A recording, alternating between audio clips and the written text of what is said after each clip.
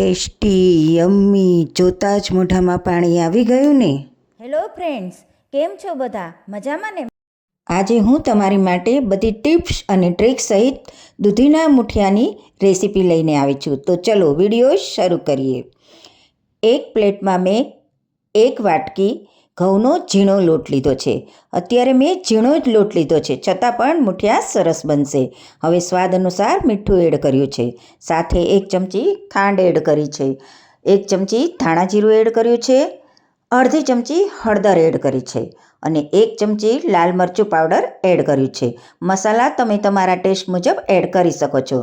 5 ચમચી હિંગ એડ કરી છે, સાથે 1 ટેબલસ્પૂન જેટલું તેલ એડ કર્યું છે અને 1 ચમચી જેટલું આદું મરચાં અને લસણની પેસ્ટ એડ કરી છે. સાથે જે દૂધીને મેં ખમણીને રાખી હતી એ એડ કરી દીધી છે. હવે બધી સામગ્રીને આપણે સારી રીતે મિક્સ કરી લઈશું. આપણે ખાવાનો સોડા એડ નથી કરવાનો, છતાં પણ મુઠિયાનો ટેસ્ટ એકદમ સરસ આવશે અને મુઠિયા એકદમ સરસ બનશે.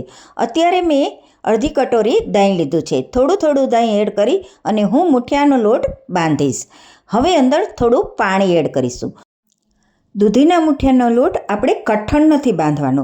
જો તમે મુઠિયાનો લોટ કઠણ બાંધશો તો મુઠિયા તમારા એકદમ કડક અને ડ્રાય લાગશે. અને જો મુઠિયાનો લોટ ઢીલો થઈ ગયો હશે તો મુઠિયા તમારા ચીકણા બનશે. માટે નાની ટિપ્સ અને ટ્રિક્સ ફોલો કરશો તો તમારી રેસીપીને 4 ચાંદ લાગી જશે. 2 ટેબલસ્પૂન કોથમીર એડ કરી છે.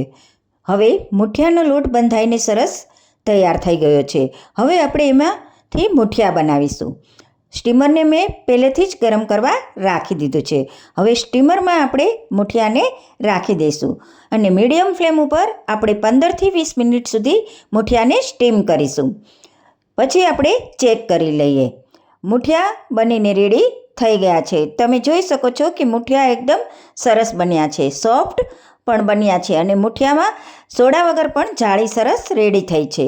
હવે મુઠિયાનો વઘાર કરીશું. કડાઈમાં 1 ટેબલસ્પૂન જેટલું તેલ લીધું છે, સાથે 1 ચમચી રાઈ એડ કરીશ, 1 સૂકું લાલ મરચું એડ કરીશ, 8થી 10 લીમડાના પાનને એડ કરીશ અને સમારેલા મુઠિયા એડ કરી દઈશ અને એને સારી રીતે હલાવી મિક્સ કરી લઈશ. તમે બધી ટિપ્સ અને ટ્રિક્સથી જો મુઠિયા બનાવશો તો તમારા મુઠિયા એકદમ સરસ બનશે. મુઠિયા બનીને રેડી થઈ ગયા છે. હવે કોથમીરથી ગાર્નિશિંગ કરી દઈશ. બન્યા છે ને ટેસ્ટી? વિડીયો પસંદ આવે તો લાઈક આપજો, સાથે શેર અને ફોલો પણ કરજો. હવે મળીશ નવી રેસીપીની સાથે. Bye bye. મારી ટ્રીક યુઝ કરીને દૂધીના મુઠિયા બનાવશો તો એકદમ સરસ, સોફ્ટ અને સ્વાદિષ્ટ બનશે.